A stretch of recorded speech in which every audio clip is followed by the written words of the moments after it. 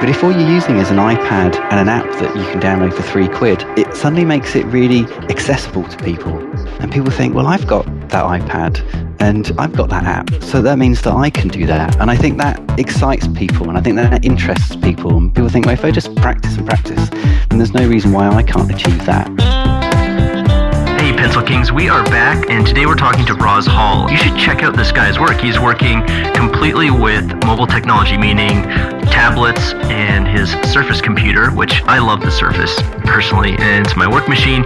And so I'm very excited to have Roz on the call today. He's just been working with Apple on a new campaign that they've launched, and I think that's really cool. So welcome to the call, Roz. How are you doing today? I'm doing really well. Thanks for having me. I'm excited because I feel like what you're doing with tablets, we'll just call them tablets to keep things simple, is kind of the future. I had been looking for technology that I could take with me and sketch on the go for so long, and I feel like it's amazing that it took this long. And now we have several devices that people can use to draw and create on the go. But finally, it's here. I can pack it in my bag when I travel, and I can take it out and sketch in a coffee shop, nice and light and portable, and the results are really good. Yep, I completely agree. I don't have a studio. I'm not a professional artist, so it's not something I can sit down and do every day.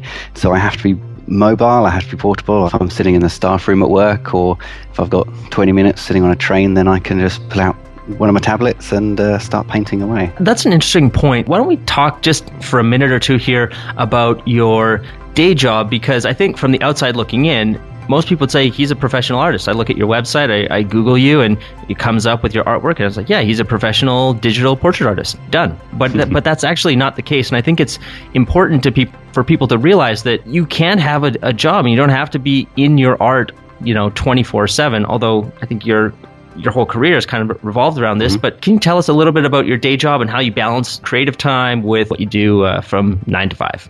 Yeah, sure. I work at the University of Chichester, which is in just the south of England.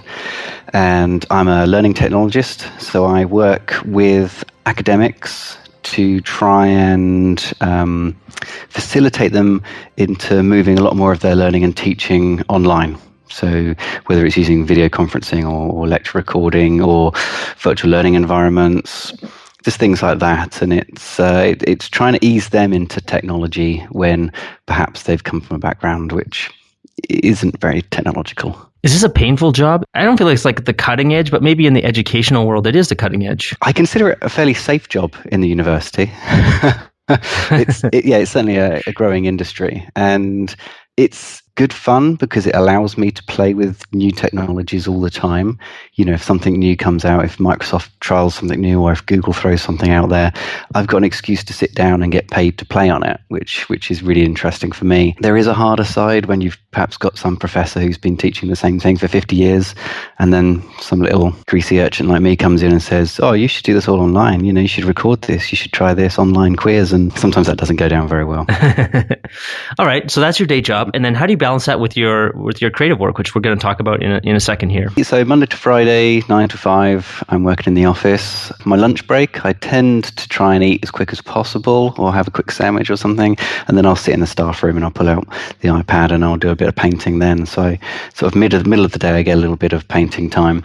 Sometimes if I'm a bit cheeky in a meeting, pull it out then and do a secret doodling in the background. Other than that, when I get home, I've got 2 very young children, so then that's bath, dinner, bed, and usually about 8:30, 9 o'clock, I can do a bit more painting. So I never get long periods of time where I can sit down and really focus on a painting. It's very, very bitty, it's very split up, and that's why I can't really have a studio. I can't even have a studio at home. It's not possible. I'd never see my wife if I spent time sitting in a studio painting there. My studio is with a tablet on my lap. I could be sitting in front of the TV, as I said, in meetings, or if I've got a commute for work, if I'm working up in London, I've got an hour and a half on a train where I can do some painting.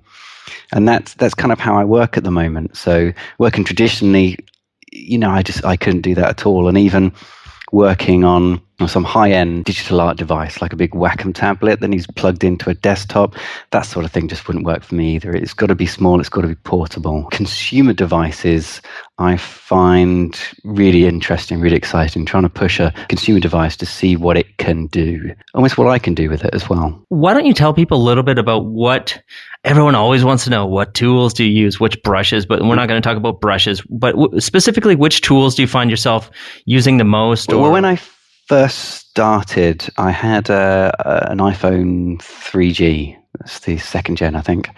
So I had one of those, and then I upgraded to the iPad when that came out. I've currently got the iPad Air 2, and that was part of the Apple campaign. Talking to you now on Surface Pro 2. So I've got one of them. I've got a Surface 2 and a Surface Pro 2. And the iPad. So on the iPad, I tend to be working on things like Procreate app. On the Surface, I was painting a lot on Sketchbook Pro and a little bit on Photoshop as well. I haven't used Photoshop very much. And I've just downloaded an app called Mischief, which looks good fun. So I'll be playing on that a little bit in the future. I'm currently trialing a stylus called the Maglus, which is a kind of a magnetic stylus that has a magnetic end where you can change the tip. So it's as a default, it's got the rubber tip, which you're used to with styluses, and there's a little brush tip for it as well. More often than not, I am using my finger to do painting. Really? Wow. I didn't know this. Amazing. Yeah, so that's something that really excites me about the iPad, to begin with, painting on a touch screen, because I tried painting with a little cheap Wacom bamboo. The university where I was studying had one, and I tried that out. I couldn't get my head around drawing on this thing on the desk and seeing the image come up on a screen. That didn't feel natural to me. But working on a touchscreen device, you are making a mark with your finger. It's a digital kind of virtual mark, but it is appearing under your finger, and that's something I really like. And that took me right back to, when you're a kid and you first start painting, you're painting with your fingers, aren't you? You're finger painting, you're making a mess, and it felt strangely natural to me, and I really enjoy that. And so I tend to use styluses when people send them to me. I sometimes get companies who send me them to try out, to feedback, and to write about. I think my favorite stylus has to be the Sensu brush. I never thought that a brush would work on a touchscreen device. I mean, artistically. The Sensu brush has the rubber tip on one end and it has a brush on the other end. And it just seems to really work nicely. I got sent it in an exchange for doing an interview for a magazine, and they sent me one to try out. And it was just brilliant. It just seemed to work. And my paintings seemed to feel more, I don't know, it just felt more natural to paint that way. When I was looking at your artwork earlier, I did have a sense that they were very painterly, and I felt, maybe Roz is a traditionally trained painter and he's applying these same techniques to his digital work. But maybe it's more just the natural feeling of the brush. What do you think about that? Yeah, so I mean, I've been to art school. I graduated from my master's in art school last year, but I've never really been a trained painter. But I do look out for things like that online. I don't consider I have a particular style, although you might be able to look at my work and say that I think that's a Roz Hall. But I still think I'm clambering for a particular style. When I start a painting, I might start it in one way, and then the technique might change and change and develop again. I've occasionally released videos of the process. If I'm using something like Procreate, you can export a video of the process. And I think if you ever watch one of those, you'll realize just how often I go down one way of painting and then just delete that and try another way. I'm still very much trying to find out how to best paint the way I like. Oh, that's great. I love it. And yeah, I think that's one of the coolest things about Procreate is that it's always recording everything. Yeah. So you just click a button and then here. If somebody asks you, how did you make that? Here, check this out. And you'd have to actually go through like frame by frame if you wanted to see it very in a detailed way, because it's sped up a lot, but you can still see exactly the process, and it's completely amazing. I love looking at those after I've drawn something and just be like, wow, I made this. This is like 4 hours of work compressed into about 4 minutes of time. That's it. You can even watching your own work back is really interesting, because you're like, why did I suddenly start doing that? Or if you're looking at a painting in front of you and you think, I've gone wrong somewhere, just watch back the video and you can usually pinpoint the exact moment where it starts to go wrong. And I find that really interesting as a learning tool.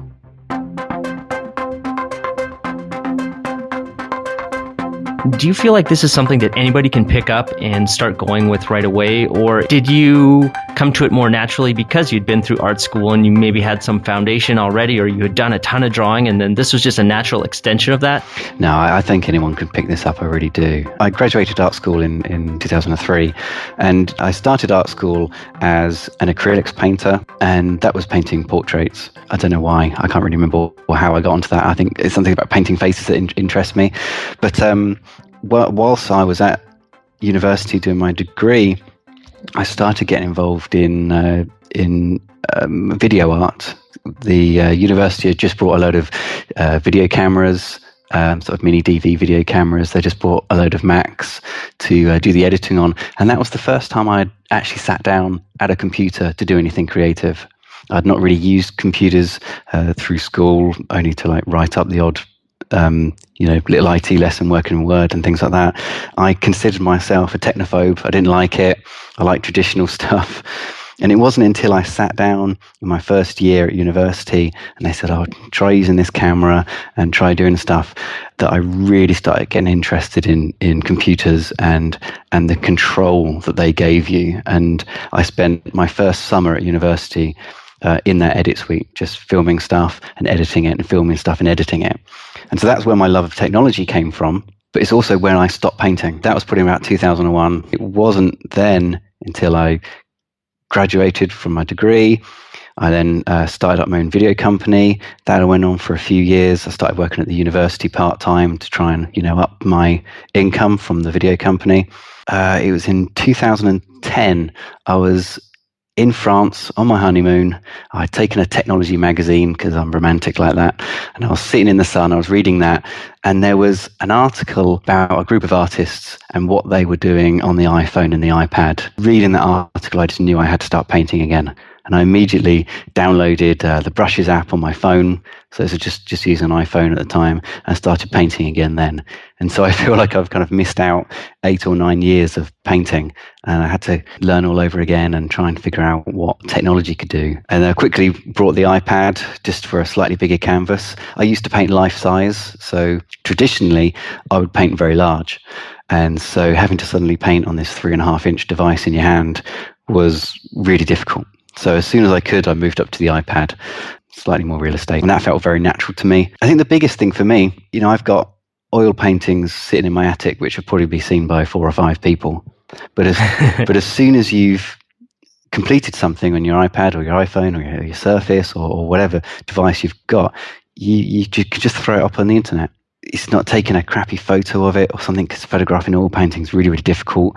That's it. That's the actual version you're showing to people. So I created a Flickr account. I put a couple of paintings up there, and immediately there's a community there online of like-minded artists, similar to what you're doing with Pencil Kings. And it's that community which really builds creativity. And it's very difficult to do kind of traditionally and locally, if you're thinking of to try and get work shown up in a little gallery and try and get together with local artists and things like that. That's really, really tough to do as an artist. You tend to be working alone. But the internet just brings everyone together. And that was what really interested me. As soon as you stick a painting out there, someone likes it or comments on it. That inspires you to then do another painting and go out there and learn what everyone else is doing. Okay, so I've got an iPad and I've got this app. What's everyone else doing on it? How did they do that painting? Just using the same iPad and the same app. And it forces you to, continually improve yourself as an artist, because you can see everything that's going on globally. So you created your first painting, you put it up on Flickr, and then pretty much like the next day you sign into your computer, like, whoa, yeah, people are looking at this. They left a comment. Wow, yeah. That was really fast. And then you see that they belong to this group on Flickr. And you're like, oh, okay, there's a group for iPad art. Okay. There's another app out there these people are using, Sketchbook Pro. Okay, I'll download that. I'll play with that. Suddenly one of them's got an exhibition somewhere and they're looking for artists to submit. So I submitted to, it was a gallery in Austin, Texas, for South by Southwest. This must have been 2010, I think. And I got 2 pieces of work accepted. That was the first time I'd ever had any work accepted anywhere. And wow, that was amazing. And so when that happens, do you send them a digital file and they print it out, or are they displaying the artwork on big screens? It really differs depending on the gallery or the exhibition. For that exhibition, I sent them a digital file, and they had some work printed, and they had other work displayed on screens and on iPads, kind of framed around the room. I think my pieces may have been because if you're displaying on a screen or an iPad, then you can always put it on a slideshow rotation. I think some of my pieces were on like rotations, so that was interesting. But other exhibitions I've been involved in, they print the work themselves. Other exhibitions, they want you to print and frame it. Just hearing your story, you've completely shattered a cognitive bias that I had. To be an internationally shown artist, you need to be traveling around, putting all this artwork into boxes or crates so they don't get damaged, and all this work. And it just seems like, where do I even start? And it's like, no, even 5 years ago, maybe that was more of a realistic situation. But today, no. Yeah, I mean, I got a piece of work accepted for the Lumen Prize for the first year that was running, and that was, I think, one of the first global exhibitions, especially for digital art.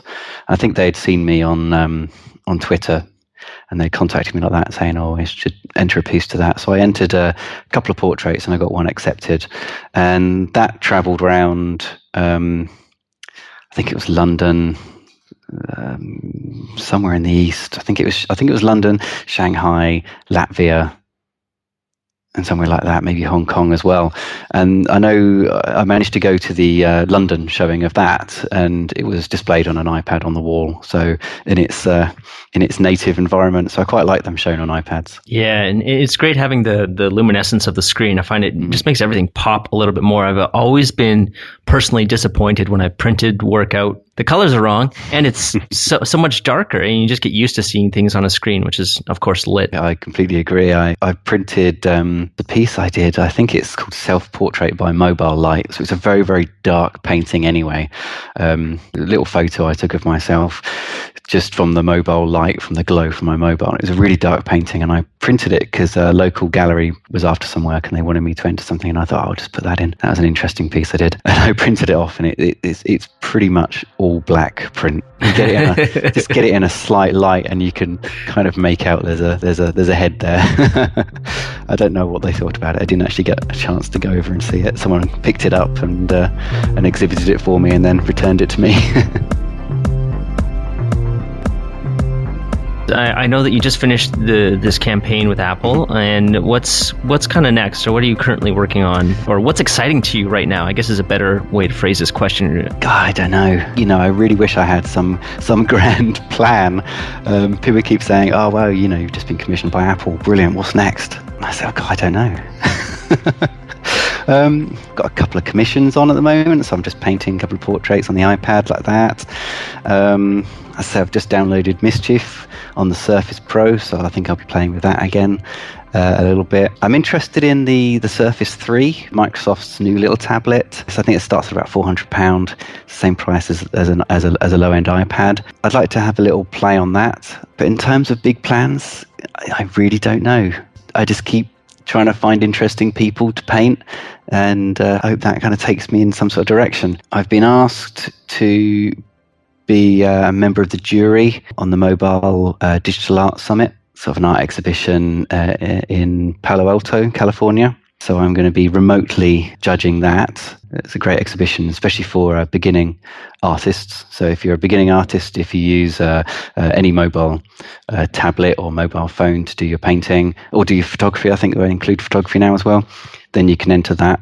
It's a digital arts festival. I've been asked to attend that. So there are things popping up, but I don't have a huge game plan. I know there's a lot of people out there that are extremely talented, and yet they struggle to find any kind of exposure. Mm-hmm. What do you think are some of the insights that you've had along the way of what gets you exposure? Is it that first show? Was that just like, okay, now there's a snowball rolling down a hill, and as long as I keep being active in social communities, then that snowball continues to grow? Or was there something else that you've noticed along the way that other people could incorporate that into their daily practice, where if they're spending all their time focusing on their craft and their skill, it's like, well, take a break for 30 minutes and lift your head up and see what other people are doing, comment, show your work, and then reply to those comments.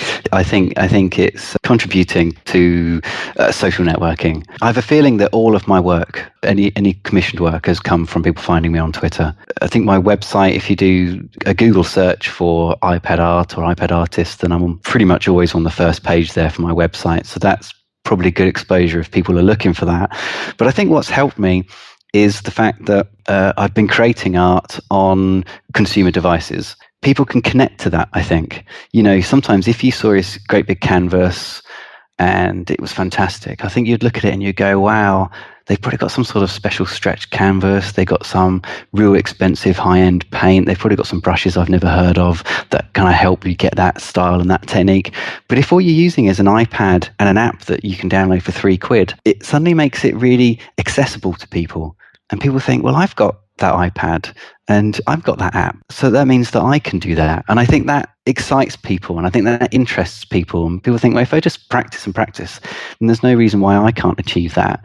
I've not got any secret tools or any techniques I'm hiding or anything like that. It's just plain and simple. You just sit down at it and you keep painting. I mean, if you go onto my Flickr site, you can go right back in history and see where I started as a iPhone painter. There's very basic paintings. But I've been doing it for the past 5 years now, and you're constantly learning as you go. I think that's where I tend to get the exposure when I get it, is because when people read, oh, he does that on an iPad, people go, oh, that's quite interesting. So if you want to try it, you can easily do it. But if I was painting traditionally, you think, well, I don't know where to buy a canvas and I don't really know what paints to buy. There are so many different types. That's an elitist art knowledge, art world, art education. But an app on an iPad is not. Anyone can do it. Anyone can pick it up. And I think that's what Apple were interested with their campaign. They wanted to, show off what people were doing just using their tech, to try and inspire other people to pick up their devices and use them creatively. Oh, I love it. And I feel like you really hit the nail on the head, that it took away a huge layer of complexity and just compressed it down to the point where if you want to create, you've got the device, or you're literally 1 degree of separation from getting the device. Your cousin or your aunt has an iPad, or your grandma that would gladly lend it to you for a week. Then you need a few bucks to purchase one of these apps, and at its most basic form, you've got your finger. Yep, and exactly. And then you're creating. It's just compressed. Wow. Yeah, that's really cool. Yeah, I mean, I've tried these fancy styluses for the iPad. The touch sensitive ones. I've just never got on with them. Obviously, with the Surface Pro, that comes with the Wacom stylus, and so I use that on there. So I like the pressure sensitivity there. But if you're using something like Procreate, I don't think you need that. I think it works nicely, in its very simplest form. Anyone can pick it up and start painting. My 3-year-old uses the iPad, uses the Surface, and does a bit of painting, whether they're using Fresh Paint on the Surface, which is a free app which comes with Windows 8, or if they're using Procreate or Datadot on the iPad. Just watching them create and learn how to do it is really interesting as well. I love it. I think it, I breathe it. Look out at the rain. Where anybody sees only a drop of water rolling down the window, I see a universe of beings animated with all the passions common to physical life. Last question for you here, Roz. Before you talked about your balancing, it didn't even really seem like balancing. It just seemed like your lifestyle, that you have your regular job and you manage to fit art into that a little bit here and there. And then you're busy with your family at night. So you don't have actually a ton of time to be doing this. Do you find that you've been able to incorporate art and continue to create things by just making it a habit and creating no matter what? Or do you really focus and say like, okay, the kids are in bed. Now I must do my art for a certain amount of time. I'm curious about your approach, because I know that a lot of people feel like they're short on time. They don't have time. And I feel like it's a myth, and there is time to be creative, and there's so many benefits to doing art. And so I feel that it's kind of sad that when I hear people saying like, I'm too busy, I have no time for my art, because I feel like it's just another lie that you tell yourself. So how do you approach it? I think I need to do it. It's quite easy for me to get busy and distracted by other things, and a couple of weeks go by and I wouldn't have done any painting or anything creative, and I'll just get cranky, grumpy, and my wife will just sit down and say, look, you need to do some painting. I don't know if my mood really improves. Depends how well the painting itself goes. But even if you've only got half hour to sit down and do a bit of painting, that's a real kind of focused bit of you time. It's really focused. You can see if you can get into the flow, and I think I'm just a happier person if I'm producing something. Whether that's, I don't know, some good user videos at work, or if that's a painting on the iPad or something in Photoshop that I'm going to try and print up to an A0 size, or I just need to be producing something, and just picking up your iPad or your Surface, because they're the devices you've got nearest to you. That's the easiest thing to create on, and there is an audience waiting to see it as well, and that's really interesting. I love it, and I like the analogy of getting cranky, and I've definitely have felt that for myself, not from being creative, but from when because I grew up in a little village. If I would spend too much time in the city, I don't know, I would just have this weird feeling, and as soon as I went back to the country and I was just surrounded by nature, then I was like, oh, okay, if everything is okay, I feel good. So I can really relate to this feeling of needing something is very intangible, but when you do it, then you can feel the benefits of it. I completely agree. I'm a country bumpkin myself, and if I spend too much time in London, then I think it shows. Even though it's a very inspirational place. But I do need my trees and fresh air and grass under the feet. All right, thanks so much, Roz. Why don't you let us know where people can find you online? And yeah, sure. Well, I've got a website. It's rozhall.com. So that's ROZHALL.com. I'm on Twitter and Instagram, ROZHALL. For all of those, so at Roz Hall. Facebook, got a Facebook group which I think is Roz Hall Art, but if you just go to the website rozhall.com, then that can link to pretty much everywhere. If you find my Twitter or my Instagram on there, then they're the things that really get the day-to-day insights to my creative frustrations. Awesome. And we'll have show notes from this as well at pencilkings.com/Roz-Hall. So that's ROZ-HALL. And thank you so much for talking to me today, Roz. I feel like I got a lot out of this, and I hope that the listeners did as well. And what an amazing time that we live in when being creative is so easy with digital tools. There's no mess. There's no going to the store to buy something. You just want to be creative, and then you're creative literally 5 seconds later, as soon as you fire up your app or your program or whatever you're using. So I think that insight is really amazing, and for people listening to remember that when you're feeling like, oh man, art is so hard, I don't have time. It's like, no, you do. You fire it up 5 seconds, give yourself 5 minutes of doing something, painting with your finger, and just enjoy the process. So thanks a lot, Roz. I appreciate it, and I look forward to talking to you again. I want to dive into your technology expertise in a future interview down the line. So thanks a lot. Sure, brilliant. Thanks for having me. Real pleasure. All right. Take care. Bye-bye. Demands patience, skill, years of practice. You talk like a fool. I would trade a century of practice for an ounce of inspiration. If you enjoyed this episode, I'd love it if you could hit the 5-star review on iTunes or Stitcher Radio and leave us a little comment about what you thought about this.